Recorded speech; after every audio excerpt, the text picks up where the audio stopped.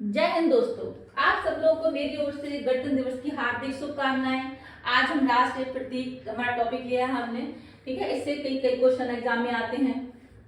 देखिए अब देखेंगे भारत का राष्ट्रीय ध्वज, ठीक है। भारत का राष्ट्रीय ध्वज को तिरंगा बोलते हैं, ठीक है, जिसको 3 रंगों की पट्टियों में विभाजित आयताकार है।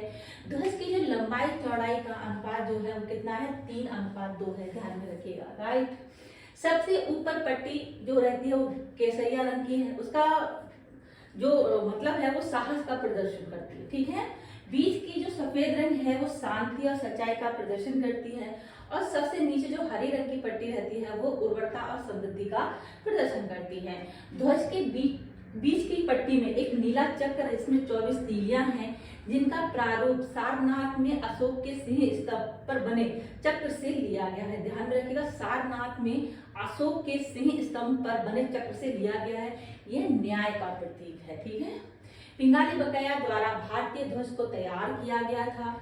संविधान सभा द्वारा 22 जुलाई 1947 को राष्ट्रीय ध्वज को का जो वर्तमान स्वरूप है उसका स्वीकार किया गया। डेट ध्यान में रखिएगा, 22 जुलाई 1947 को राष्ट्रीय ध्वज को स्वीकार किया गया था, ठीक है। भारत का राष्ट्र चिन्ह देख लेते हैं, अशोक के सिंह स्तंभ की अनुकृति है, राइट। भारत सरकार द्वारा इसे 26 जनवरी 1950, ये डेट ध्यान रखिएगा, 26 जनवरी 1950 को अपनाया गया था।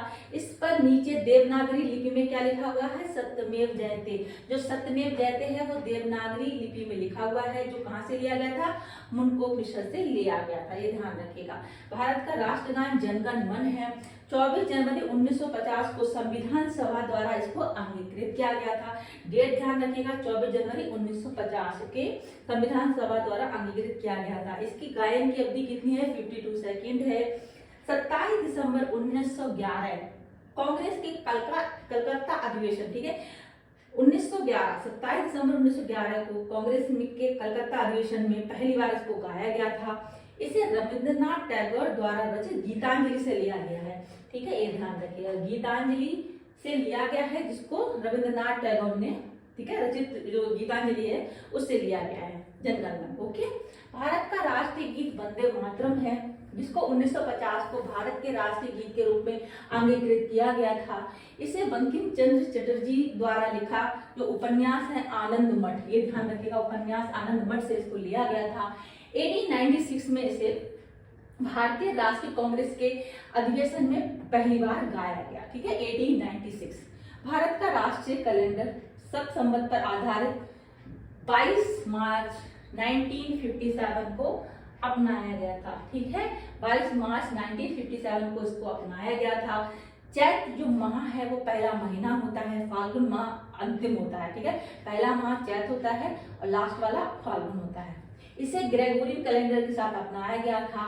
सामान्यतः जो चैत माह होता है, चैत माह की शुरुआत 22 मार्च को होती है, जबकि लीप ईयर में ये 21 मार्च, ठीक है, ये ध्यान में रखिएगा। भारत का राष्ट्रीय पुष्प कमल है, ठीक है, भारत का राष्ट्रीय फल आम है, भारत का राष्ट्रीय वृक्ष बरगद है, भारत का राष्ट्रीय पशु बाघ है, भारत का राष्ट्रीय जलीय जीव गंगा की डॉल्फिन, इसको ध्यान में रखिएगा, ये सब तो आपको उससे आता होगा, लेकिन भारत का जो राष्ट्रीय जलीय जीव है वो गंगा की डॉल्फिन है।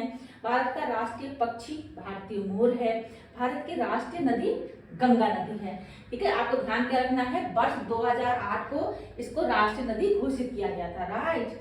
भारत के राष्ट्रीय दिवस कौन से हैं, स्वाधीनता दिवस 15 अगस्त, गणतंत्र दिवस जो कि आज 26 जनवरी है, ठीक है, ये, और आपकी गांधी जयंती 2 अक्टूबर, ये 3 दिवस जो है राष्ट्रीय दिवस के रूप में मनाए जाते हैं, ठीक है। एक कुछ नोट्स थे, यहाँ से क्वेश्चन बन जाते हैं कभी कभी, तो आपको इस नॉलेज होनी चाहिए, ठीक है। नेक्स्ट वीडियो में मिलते हैं हम। जानकारी अच्छी लगती है तो प्लीज चैनल को लाइक शेयर करें और नोटिफिकेशन ऑन रखें, प्लीज चैनल को सपोर्ट करें। Thank you so much, next video मिलते हैं।